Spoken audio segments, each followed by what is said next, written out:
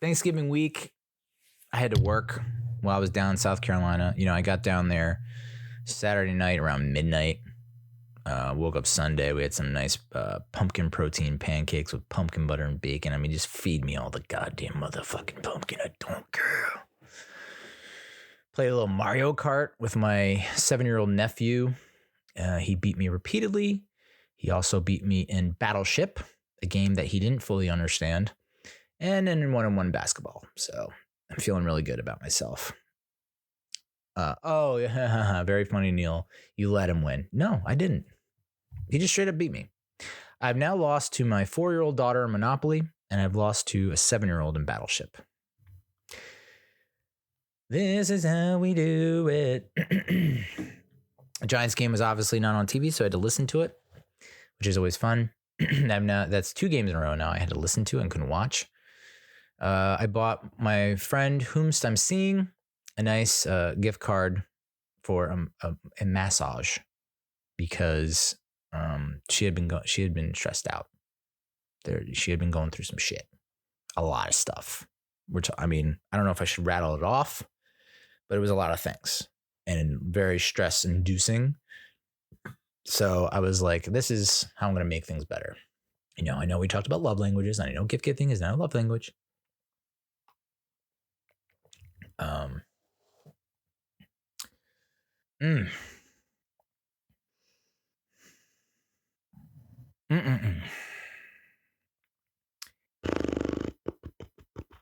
My 7-year-old nephew was all over me the entire trip. Velcro. Could not detach or unlatch. Which was interesting because he's not typically normally like that with me. But I think, he has reached the age of reason or, logic, I guess, apparently. And now he's deduced that I'm a fucking cool uncle. So he was all over me the entire trip. He was climbing on me like a goddamn jungle gym. So that's why it took me about half an hour to an hour to buy this gift card. And then he was like insisting that we work out, and then I go to work out, and he pieces out in like 2 minutes and comes back every 2 minutes asking me when I'll be done. So that was fun. Got to go in the hot tub. It's the beauty of South Carolina around the holidays. It's not like freezing, the head of the ding dong is still external, no longer hiding away. So I got to go in the hot tub, which felt really good. And it's kind of bittersweet because it's so nice that they have this, but I will never have this on my own. I will never get to experience this on a regular basis on my own, as most people probably won't. So quit your bitching, right? Played dominoes that night. We played dominoes a couple nights, lost in that as well. Because I'm a loser, baby. So why don't you kill me? Shout out Beck. Dominoes, yeah. Somehow I completely forgot. I mean, it's been a minute since I played dominoes, or Mexican train dominoes, whatever you want to call it. I don't know why it's a Mexican train. It looks like a pretty universal standard train. Didn't have it wasn't wearing a sombrero or carrying maracas, so how is it Mexican? Ignorant. So we played dominoes and I lost every single time. So that was fun. Always ended up with way too many dots on my dominoes, on my tiles. But I couldn't get my train going with all the dots at the forefront. Couldn't get rid of them. So got smoked in that. My brother-in-law also had to work a bunch of overnight shifts. So while we were awake, he was asleep. While we were asleep, he was awake and working. So a lot of the days while I was working, the kids would come over with my sister to my mom's place, which is in the backyard. Convenient. And so we'd have breakfast there. And they'd run amok while I tried to crunch some numbies. My mother and sister did a wonderful thing for me. They saw the state of my vehicle in my mother's driveway, which is not paved. It's just grass and dirt and gravel. Welcome to Gallivant's Ferry. And they saw how sorry it was. and they did me a favor, and they took it and they got it detailed. I guess it's called cleaned inside and out. Looks like a brand new car. Smelled like a brand new car for a couple days. And that's just right back to going to being a complete and utter dumpster fire since then. But my brother-in-law did have off for Thanksgiving and his birthday, which is the day after Thanksgiving. And he wanted me to go fishing on his birthday, Friday morning. And I was like, sure. What time you thinking? Like 8, 9? He's like, we're going to wake up at 4. We're going to be on the road by 5. And I was like, I'm going to be so deep in sleep. Woof, dude. No, I mean, I know it's his birthday, and it was probably his birthday wish. But he took his and this is how much of a bitch I am. His niece and nephew went with him to fish all day. So they came back in the late afternoon, and my sister and I, and my mother, and the baby, and the dog, we watched a little Jets-Dolphins action where we got to see a Hail Mary attempt get pick-sixed. The Jets gonna Jets. As bad as the Giants are, and the Giants have had some really embarrassing shit happen this year, the Jets somehow find a way to one-up them? I don't know. And I know people think I'm a Jets hater. I'm not. Once the Giants started to tank and was like, all right, we're out of the playoffs, it was like, I'm hoping that the Jets can somehow find it within themselves to make a playoff push, but no. Zach Wilson cratered, and they went to Tim Boyle, and then they went to Trevor Siemian. Yikes. We got to watch a few movies. Bumblebee, because my nephew wanted to watch Transformers Rise of the Beast.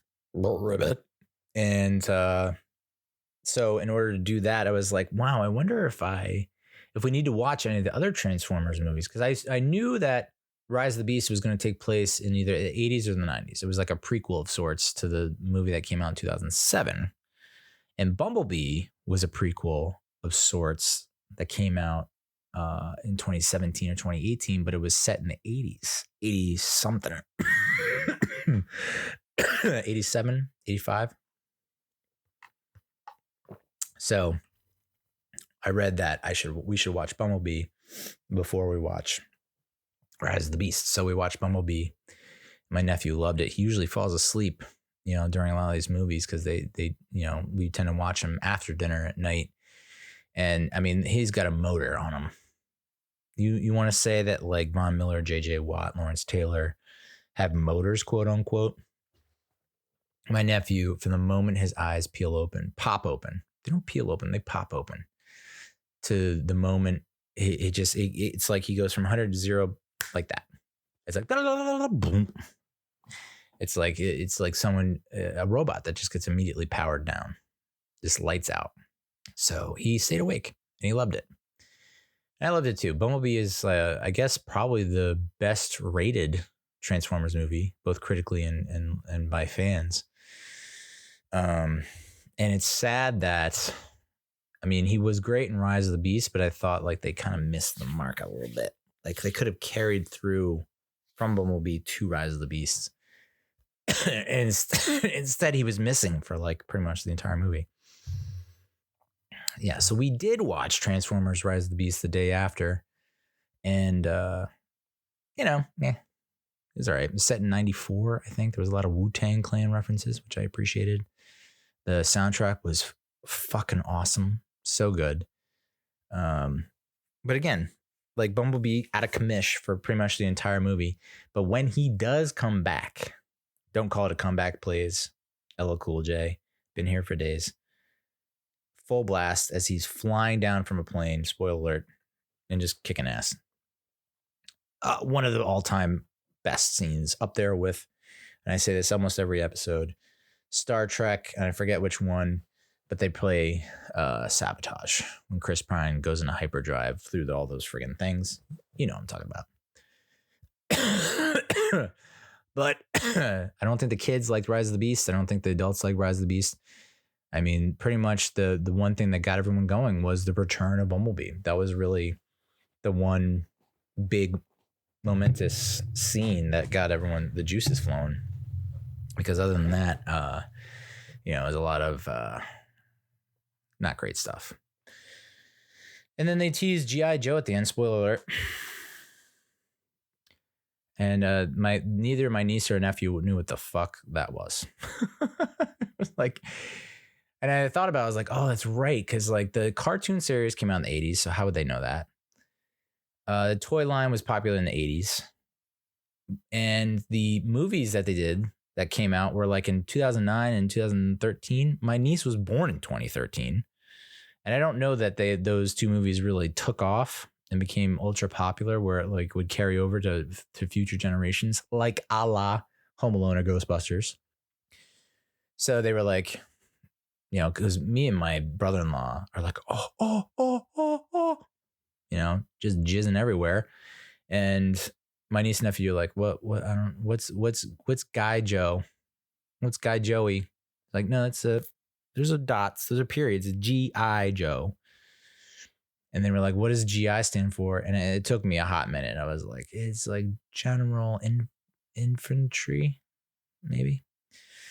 So I don't know. I mean, maybe it'll be cool. I don't know. I still didn't get, I mean, like it is like Banana Land, how quickly these studios are willing to reboot shit. It's like they get those initial box office numbers from like the third movie, like failed movie of a trilogy, and they're like, well, reboot it. let's get the wheels in motion to reboot this shit. And it's just like, because we also watched The Amazing Spider-Man. And that was a reboot, 2012 with Andrew Garfield that came out. It was like literally 5 years after Spider-Man 3 with Tobey Maguire and Venom. Like, and I guess it was supposed to be Spider-Man 4.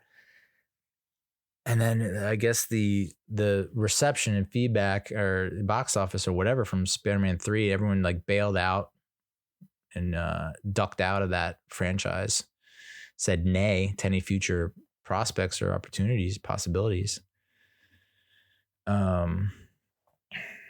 And so they immediately, bring in a new cast, new director, all that shit. It was all right. I don't know that I'm like a huge Andrew Garfield fan. He certainly has gotten my respect over the years, for sure, for a lot of his performances. He definitely gave a way more emotional take on Peter Parker, and that was intentional. A lot more trash talk, talking smack to criminals, which was a main staple or feature of Peter Parker from the comics. So a vastly different Peter Parker and Spider-Man than Tobey Maguire's dish version. But yeah, it just it couldn't really grip me like the first Spider-Man and the second Spider-Man did. Something missing from that equation. And like the fact that they came out with another one in 2014 and then in 2016 they rebooted Spider-Man again.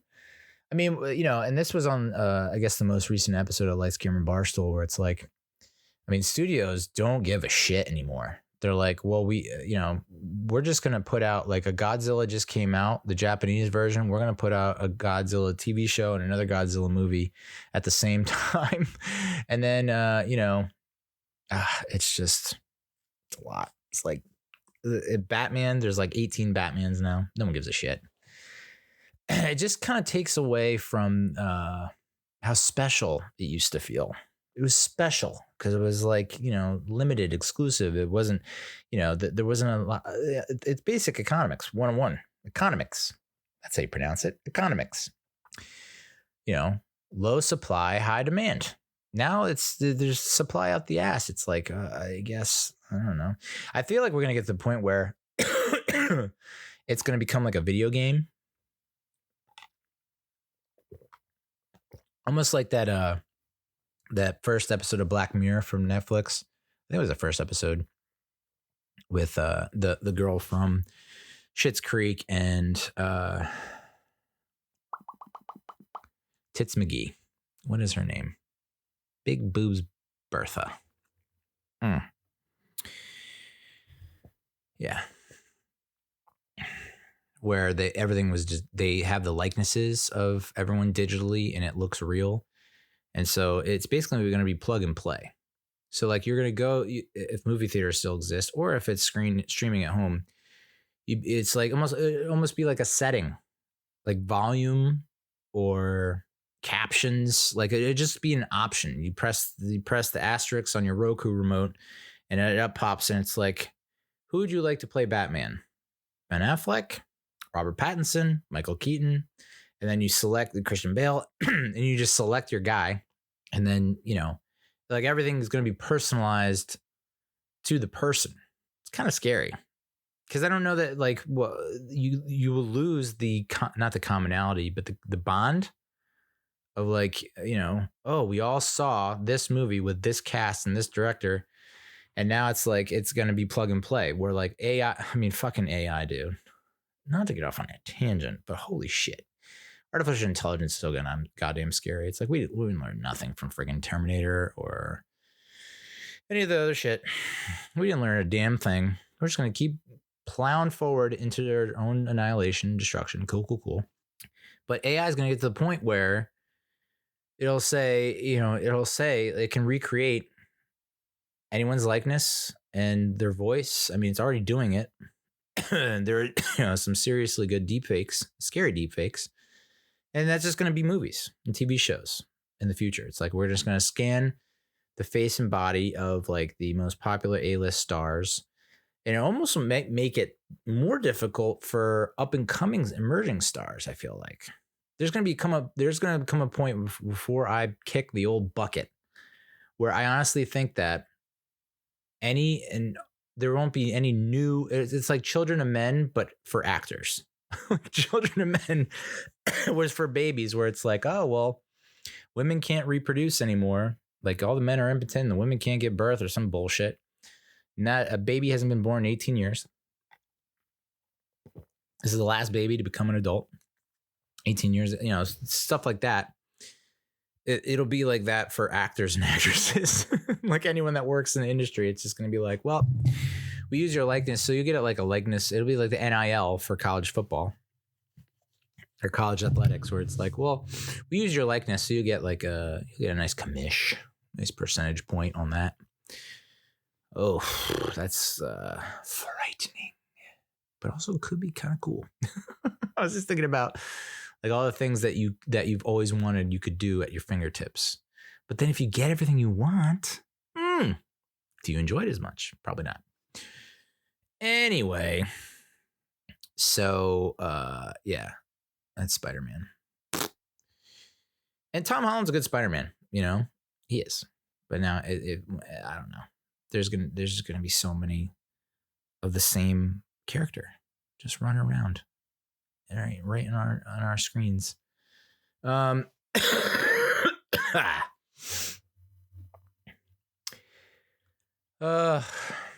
asked the person whom I'm seeing. My mom was berating, not berating. It was a barrage, bombarding me with questions about what I want for Christmas. What do you want for Christmas? What do you want for Christmas? What do you want for Christmas? Because it was Black Friday. So obviously, I got Black Friday football playing. Amazon's pumping out the promos with Adam Devine. Pretty cool. And so they're shopping. Women be shopping and they be shopping. And they're like, what do you want? What do you want for your Christmas? And I was like, I honestly don't know if I want anything. My apartment is just flooded with all kinds of shit that I don't use or read or I just don't do anything. And it's just everywhere. And I want to get rid of it, but then I'm like, the moment I get rid of it, it's like the next day I'm gonna be like, I need that thing. So like, what do you want? What do you want? And I was like, I guess, I haven't had cologne in a while. And they, now that I'm seeing someone, maybe I should like dial it up a little bit, kick up the romance and the, how do you say? Seduction. I gotta kick it up a notch. Gotta pick up the seduction a little bit. So I was like, cologne. Then I immediately go to the person whom I'm seeing. And I say, what kind of cologne do you like?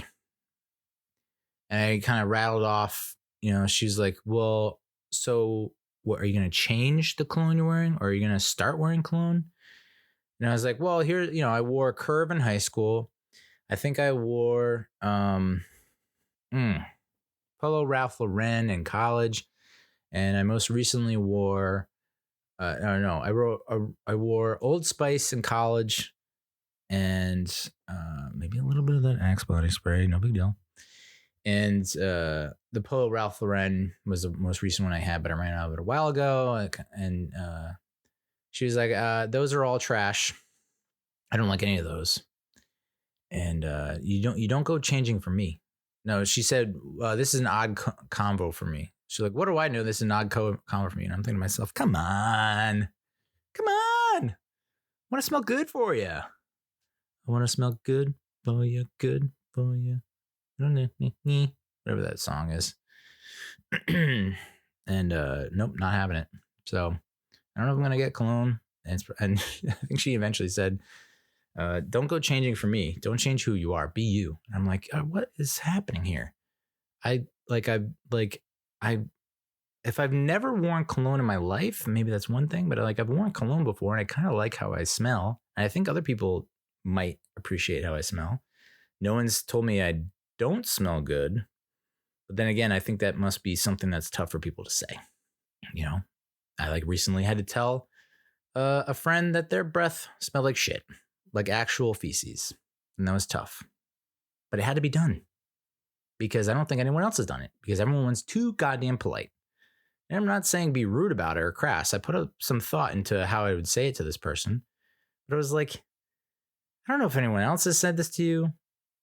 Maybe it's just me, a psychological condition I have. But I cannot, I gag when I talk to you because I smell your poop breath. So, I basically said, well, it's cologne. It's not facial reconstruction. So yeah, that was tough. Because it was like, I'm doing this thing. Like, I don't mind wearing it. I kind of need it. I want it. And I want to make sure that it doesn't offend you. It jives with your nasal palate. Is that what you call it? Something like that. Just want to make sure, I'm setting the mood. We ended up eating the fish, the haul that my brother-in-law's birthday crew, they went out and I caught a bunch of fish. And so he ended up frying them up nice and fried fish with some fritters, which was great. I had some cake, which was good. And we watched the Leo movie on Netflix, which Leo's that animated movie on Netflix with the lizard, 74-year-old lawyer. Wow. 74-year-old lizard who is a class pet, lives in a tank with a turtle voiced by Bill Burr. Very funny. And this, I guess the current teacher gets preggo, has to go on pregnancy leave. And so the substitute comes in. Substitute's a real witch, mean, evil person. But one of our new rules is that each kid is going to take a class pet home and take care of it for like a day or a night or something like that, a week maybe. So Leo, the lizard, voiced by Adam Sandler, keeps getting picked. And each of these, you then find out about each of these kids, like certain problems, what they're nervous about, what they're hung up about, insecurities, doubts, flaws, whatever. And he helps them through it. And pretty decent movie. There was some scenes about divorced parents that was like, I was just like gritting my teeth the entire time.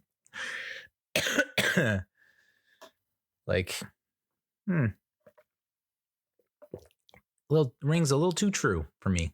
A little too true. The truth hurts. And that was some real true shit. But also that's not, they're painting divorced parents as a certain way. And then also like the kid, I was like, oh, so that's Brie. That's my daughter. Like the kid in this movie who's the child of divorce, the way she's acting and what she has to deal with and what she has to go through and what she has to overcome. That's essentially what Brie, my daughter, is probably dealing with right now and will deal with in the future. Cool. A glimpse, if you will, to the crystal ball. Do I recommend? Yeah, I guess you could probably watch it with the kids. Although there is a scene towards the end where the kids do a number. They sing together as a group. It's a song about growing up. And there is a scene about Santa. So be on high alert for that. Because I caught me off guard. We're watching with my 10-year-old niece, my 7-year-old nephew. Like, they're aware. So it was only one line, but it was like, fuck, man, I can't believe they just put that out there. Okay. So, yeah. The next day was Saturday, and I had to drive back home. Couldn't get the Michigan-Ohio State game on any kind of radio, even though it's like probably one of the biggest college football games of the friggin' millennia. And I ended up having to put it on Hulu, my Hulu app. But at least I had the audio going through the speakers. Can't imagine what the other drivers were thinking. Like, this guy's watching a goddamn football game while driving at 70 miles per h. There were so many crashes. It took me 11 goddamn hours to go home. 11. 1-1. Usually I drive overnight. There's no traffic. And I can do it in a solid 9, maybe 9.5 hours. And this was just like, I mean, it was just 5 crashes in a row, all within 10 minutes of each other. So that was fun. I mean, Michigan game started at 12. It was over at like, what, 3:30? I think I was still in North Carolina or Virginia. Like, barely just got into Virginia at that point. It's like, oh. I had to stop, get gas, pick up some snacks. Of course, my pull off, my exit off the highway was premature. The rest area was just 1 more mile. And the rest area probably has all the goodies. And all those goodies that Ciara sings about. And instead I went to this gas station that had a limited offering. Ended up getting like hot peanuts. Hot peanuts and like a protein bar. Ugh. But I did on the ride down. So we had extra salad from the lunch, the awkward first date lunch. That wasn't a first date. I had extra salad from that. So I ate all that while driving down. I mean, is it like, am I incriminating myself? These are my confessions. Like, can I go to jail? Will I get a visit from the authorities tomorrow? Probably, because I ate a salad. But I managed to eat a salad. Only minor collisions. Nothing that will scare the insurance company. And then on the way back, I had, what did I have? I had something. I ate something on the way back. I think I'm out on pumpkin seeds, by the way. I ate those on the way down. I ate those on the way back. There was one day during work where like I must have skipped breakfast, or I had a very light breakfast, and then we didn't eat it again like lunch until like 3:00, and I was shaking. I was about to pass out. I was weak. And I decided to have some pumpkin seeds, and then I had like lockjaw for like a good hour afterwards. I like the idea of pumpkin seeds, but every time I have it, I'm not fulfilled or satiated. It's like, I don't spice it correctly, and I don't think I cooked it enough. I don't know. It's like I chew so much that like the jaw is under construction. You know, it's down for repairs. So yeah, what the hell did I eat on the way back? She packed me something, that's for sure. And I ate it, and it was good. Whatever it was.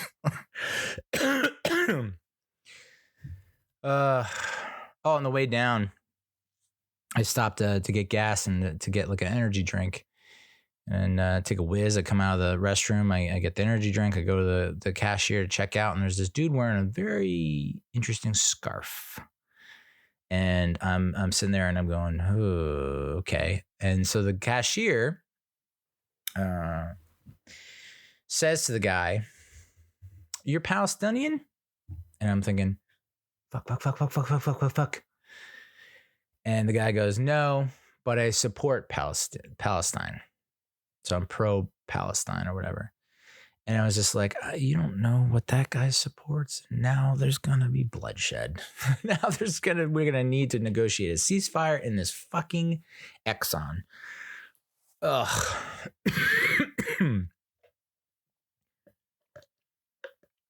This Quickie Mart, it's going to be the Gaza Strip up in here. So yeah, that kind of put the fear of God in me.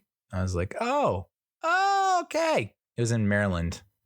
So I don't know if that helps or hurts. If it was further south, maybe it'd be a little more. The DEFCON would go up to 5 or 1, whichever one's the worst. It would be threat level midnight, red color. So yeah, on the way back, I think my mom called like every 2 or 3 hours. It's like, nothing's happened. I'm like, okay, thanks for the update. Ooh, I see. I like how I'm fucking Quentin Tarantino. The shit is going like on the way down, the way back, the way down, the way back. Just jogs the memory. So I had that conversation with the person whom I'm seeing, and then a few hours later, it's getting close to nighttime. Sun is set, and I get another call from her. I'm like, oh, interesting. I pick up, and it's not her; it's her friends, and her friends have stolen her phone, and they would appear to be intoxicated. Like they're having a good old time. And so the friends were basically, it was so loud. It was just like, let's all scream and laugh at the same time, try and talk over each other. But I think I made out a couple questions, which I answered expertly. And then the person who's seeing got on the phone and apologized and was like, do not apologize. I don't know how other people feel about this kind of situation, but I freaking love it. The fact that there's drunk dialing going on, I love it.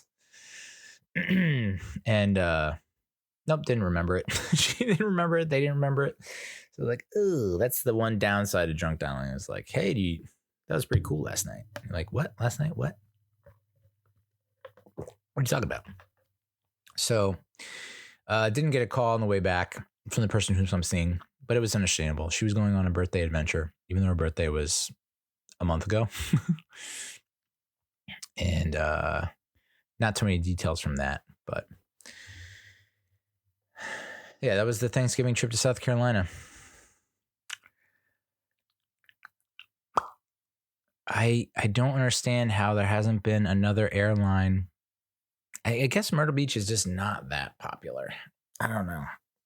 The fact that there hasn't been another airline to say, hey, maybe we don't have to be as cheap as Spirit, but we don't have to be as expensive as United. There can't be a third candidate from the Green Party. There can't be a Ross Perot up in this bitch. A Bernie Sanders. Come on. We just need a mid-tier friggin' airline carrier. And like the fact that like Frontier stopped, like just everyone stopped going to Myrtle Beach. It's like, but why? Like, is Spirit really crushing you that much? So even though I wasn't supposed to, I picked up my daughter the next morning. I got in pretty late. I think like 10:30, 11 o'clock.